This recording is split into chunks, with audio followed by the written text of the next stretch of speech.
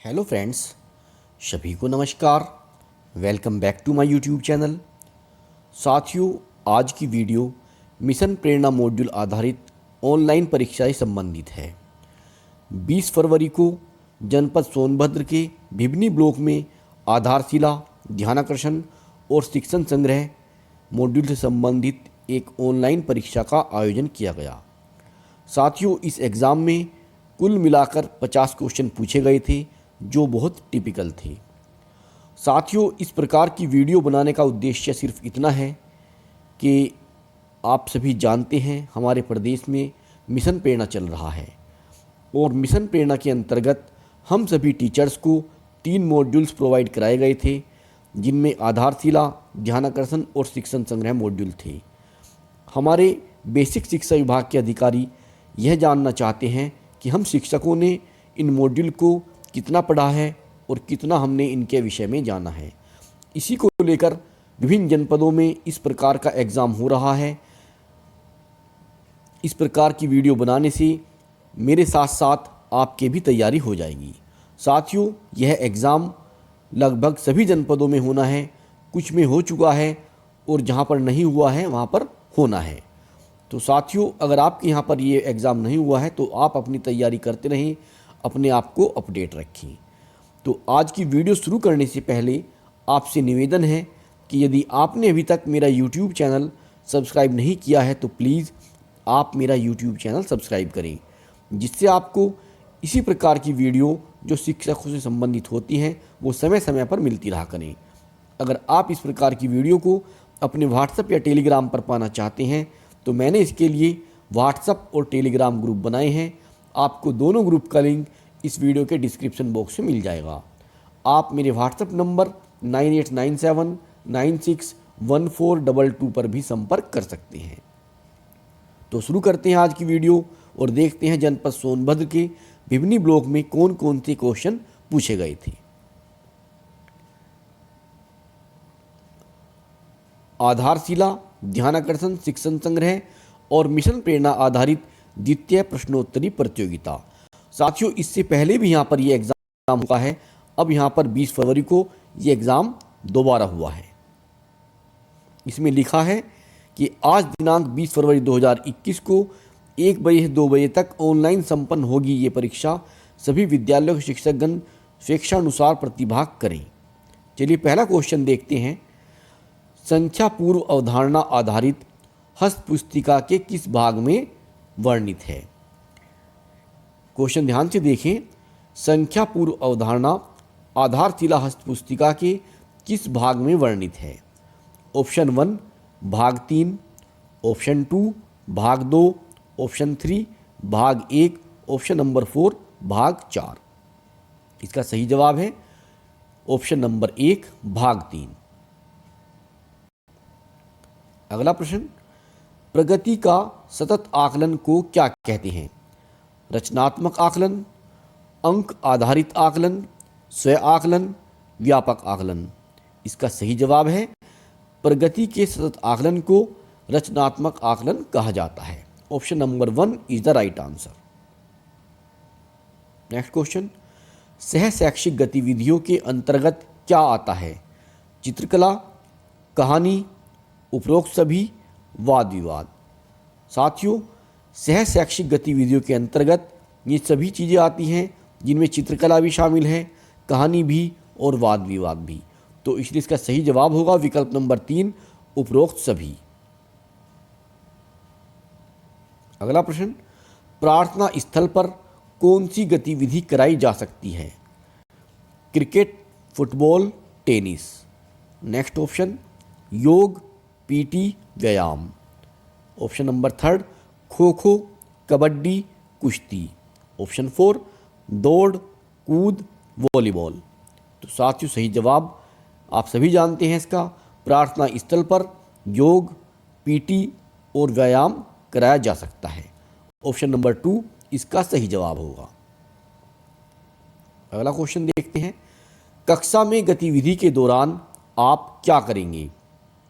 Option 1 बच्चों के कार्यों का अवलोकन करेंगे। ऑप्शन 2 बच्चों के समूह या जोड़े बदलते रहेंगे और बच्चों के कार्यों का अवलोकन करेंगे।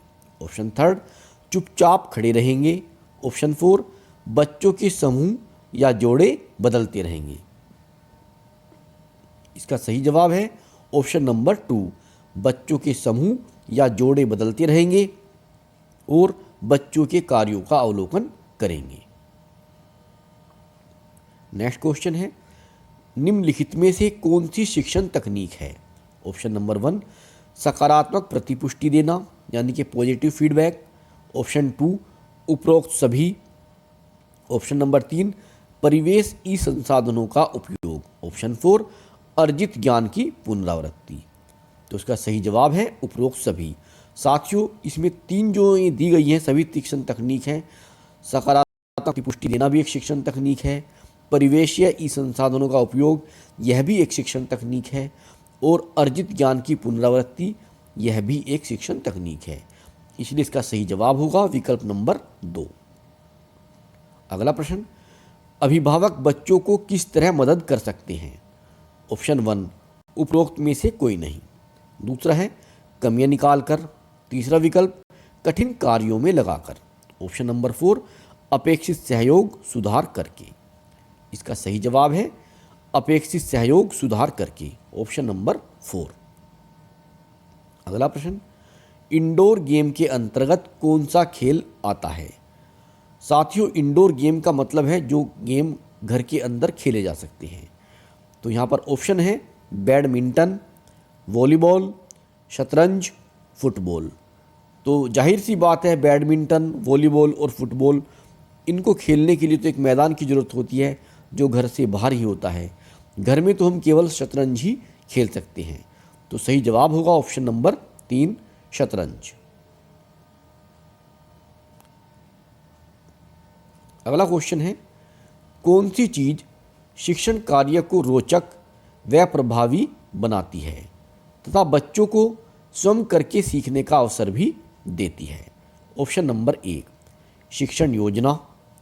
ऑप्शन 2, उपयुक्त सभी। ऑप्शन नंबर 3, शिक्षण अधिगम सामग्री। ऑप्शन नंबर 4, शिक्षण तकनीक का प्रयोग। साथियों, इसका सही जवाब होगा उपयुक्त सभी, यानी कि ये तीनों ही चीज़ें बच्चों को स्वयं करके सीखने का अवसर देती हैं। शिक्षण योजना भी, शिक्षण अधिगम सामग्री और शिक्षण तकनीक का प्रयोग। अगर हम पढ़ाते समय एक अच्छी टेक्निक का प्रयोग करेंगे तो उससे हमारा शिक्षण कार्य रोचक बनेगा और प्रभावी शिक्षण बनेगा। अगला प्रश्न, आधारशिला में कक्षावार लर्निंग आउटकम में बच्चे भारतीय सेना के प्रमुख अंगों के नाम बता लेते हैं। वह किस कक्षा का छात्र है? कक्षा 2, कक्षा 4, कक्षा 3, कक्षा 5। सही जवाब है विकल्प नंबर 4, कक्षा 5। अगला प्रश्न, सीखने सिखाने की प्रक्रिया को सुव्यवस्थित दिशा एवं गति प्रदान करने के लिए क्या करना चाहिए? Option 1, assessment. Option 2, learning.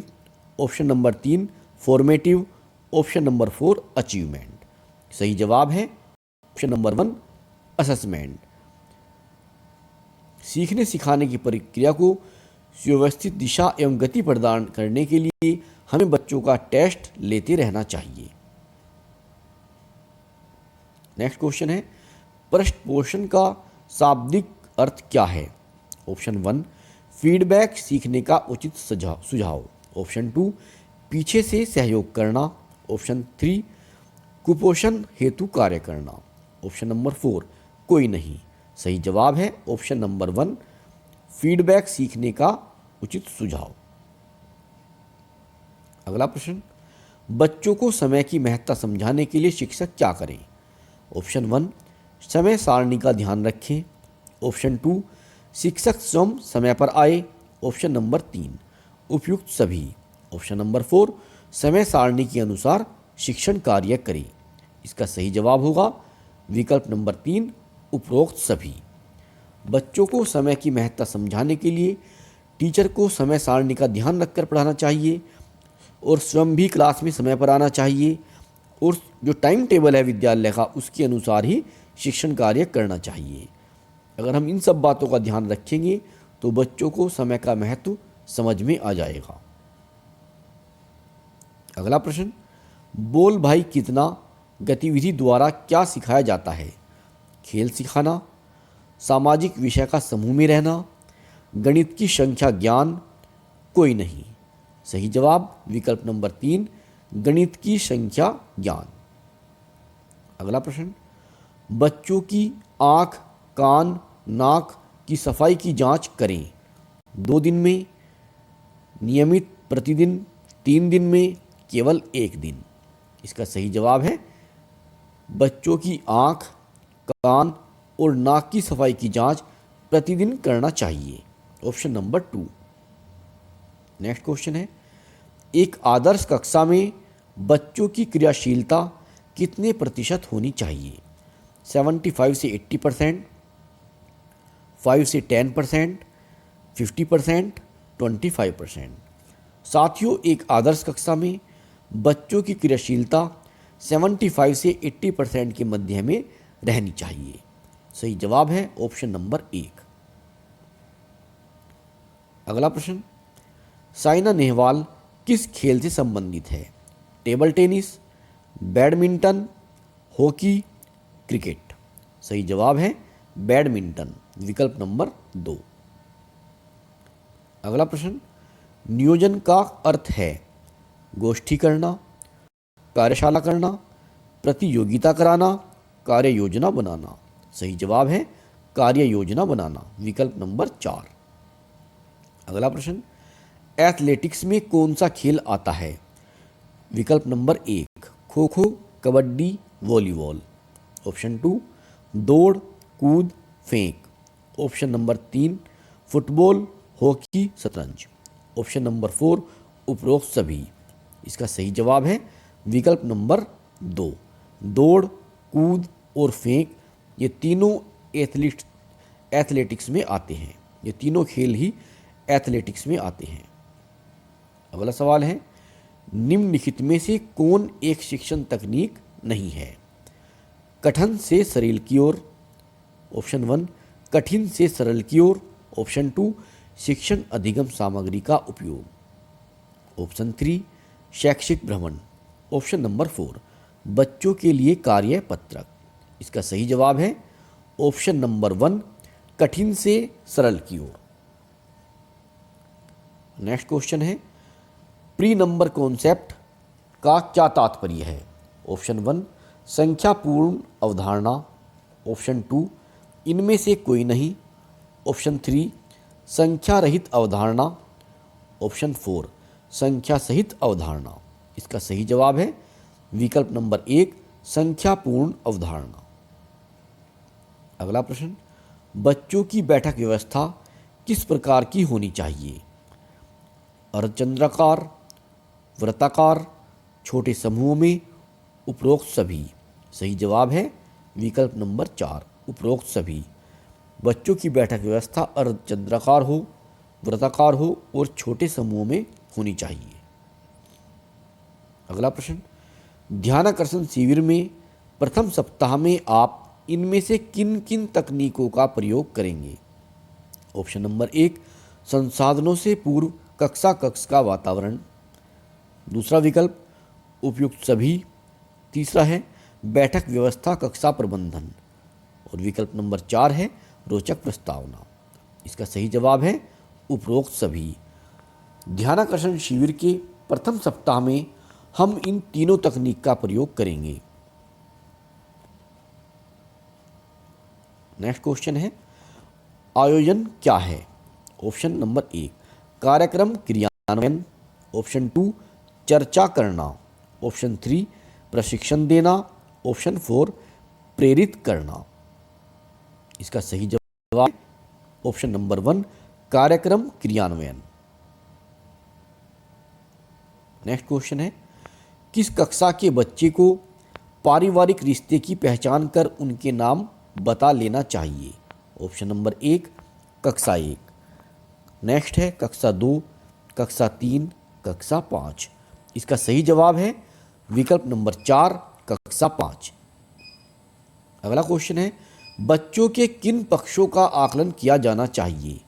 कौशल, प्रदर्शन, उपरोक्त सभी, रुचियाँ। इसका सही जवाब है विकल्प नंबर 3, उपरोक्त सभी। बच्चों के कौशल पक्ष का भी आकलन करना चाहिए, उनका जो प्रदर्शन है उसका भी आकलन होना जरूरी है, और उनकी क्या हॉबीज़ हैं इन सभी का आकलन किया जाना चाहिए।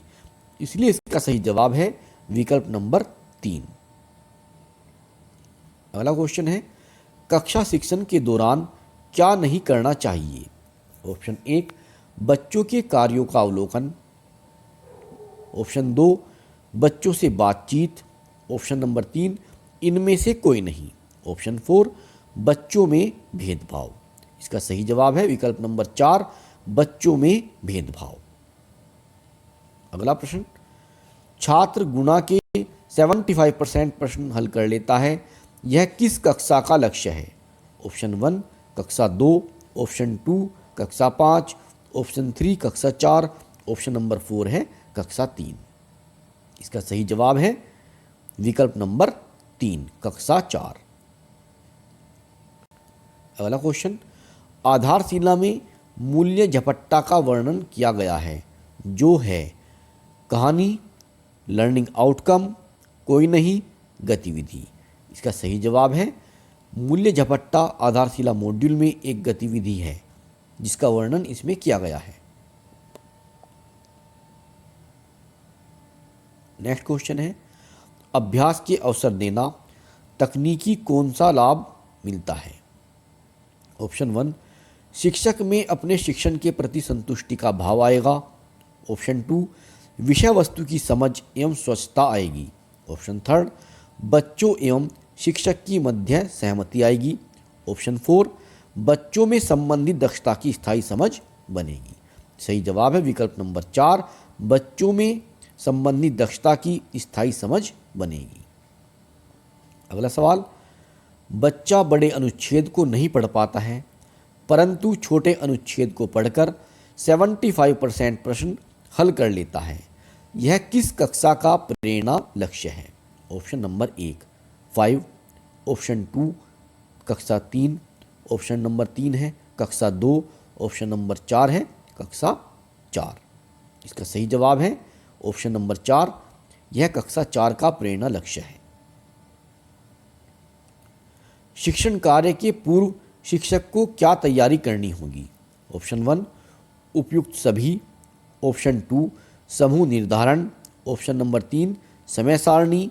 ऑप्शन नंबर 4, अधिगम स्तर एवं लर्निंग आउटकम की सूची। साथियों, शिक्षण कार्य के पूर्व शिक्षक को ये सभी तैयारी करनी चाहिए, समूह निर्धारण, समय सारणी, अधिगम स्तर एवं लर्निंग आउटकम की सूची उसके पास तैयार रहनी चाहिए। इसलिए इसका सही जवाब है विकल्प नंबर 1, उपरोक्त सभी।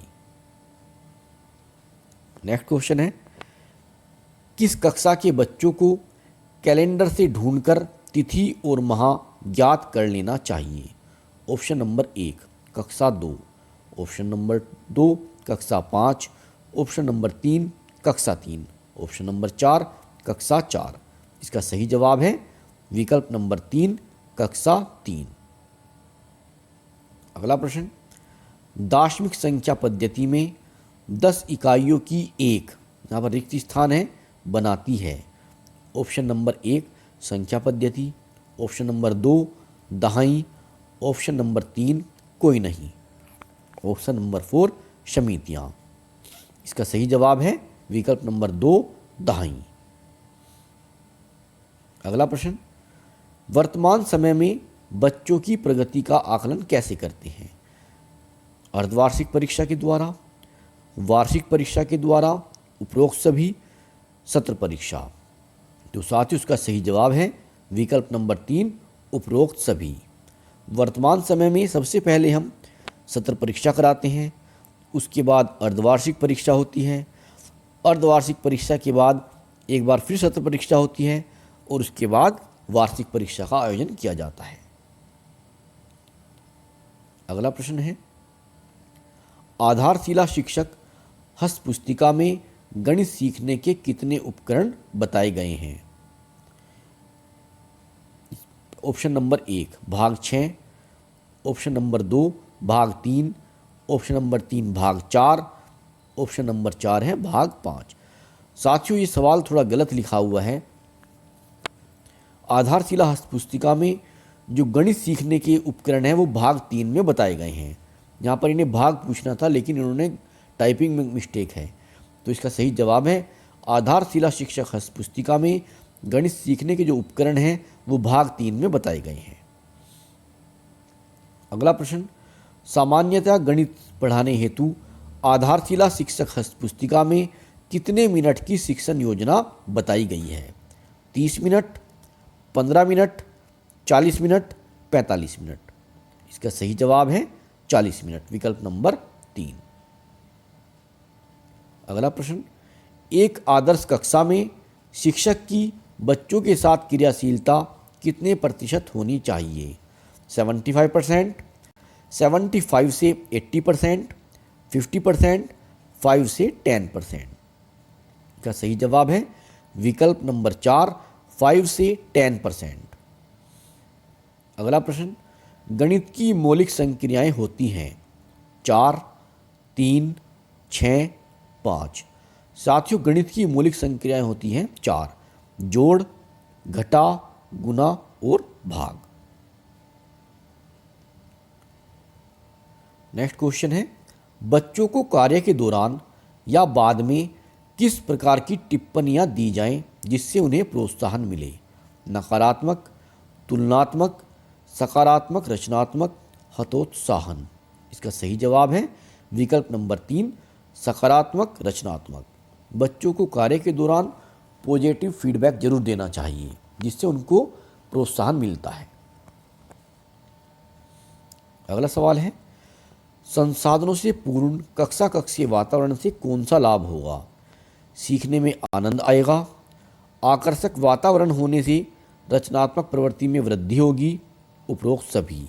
बच्चे उत्साहित होकर सीखने की प्रतिक्रिया में शामिल होंगे। सही जवाब है विकल्प नंबर 3, उपरोक्त सभी।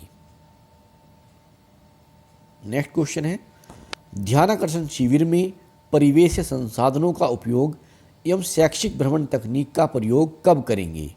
चतुर्थ सप्ताह में, पंचम सप्ताह में, तृतीय सप्ताह में, सप्तम सप्ताह में। सही जवाब है विकल्प नंबर 4, सप्तम सप्ताह में। स्कूल में संचालित हो रहे दिनों की संख्या हो सकती है 300 दिन, 150 दिन, 220 दिन, 322 दिन। सही जवाब है विकल्प नंबर 3, 220 दिन। अगला प्रश्न, डायरी पर सभी बच्चों ने क्या लिखा? ऑप्शन नंबर 1, मेरा कदम, मेरी योजना, मेरी सोच, मेरा सपना। इसका सही जवाब है विकल्प नंबर 2, मेरी योजना। नेक्स्ट क्वेश्चन, सह शैक्षिक गतिविधियों के आयोजन में किसकी भूमिका ज़्यादा होती है? एसएमसी अध्यक्ष, ग्राम प्रधान, प्रधान अध्यापक, अध्यापक। विकल्प नंबर 4, अभिभावक। सही जवाब है विकल्प नंबर 3, प्रधान अध्यापक, अध्यापक। ध्यान आकर्षण शिविर में लर्निंग आउटकम का संबंध किससे बनाए रखेंगे? ऑप्शन नंबर 1, उपयुक्त सभी, ऑप्शन नंबर 2, अन्य आवश्यक सामग्री से, ऑप्शन नंबर 3, पाठ्य पुस्तकों से, ऑप्शन 4, कार्य पुस्तकों से। सही जवाब है विकल्प नंबर 1, उपरोक्त सभी। अगला प्रश्न, राष्ट्रीय गीत है वंदे मातरम, वर्दे, जन गण मन अधिनायक, जय मां शारदे। सही जवाब है विकल्प नंबर 1, वंदे मातरम। अगला प्रश्न, सांध्याकालीन सभा कितने मिनट की हो सकती है? 55 मिनट, 50 मिनट, 45 मिनट, 30 मिनट। इसका सही जवाब है सांध्याकालीन सभा 30 मिनट की हो सकती है, विकल्प नंबर 4। तो साथियों, ये थे कुछ क्वेश्चन जो यहाँ पर पूछे गए हैं, और क्वेश्चन कुछ आसान भी हैं और कुछ क्वेश्चन मुश्किल भी हैं। तो साथियों, अगर आपको वीडियो पसंद आए तो इसे आप लाइक ज़रूर करें, इस पर कमेंट करें और अपने अन्य शिक्षक साथियों को भी ज़रूर शेयर करें। इस वीडियो में इतना ही, मिलते हैं आपसे बहुत जल्द अगली वीडियो में। तब तक के लिए नमस्कार, हैव ए नाइस डे।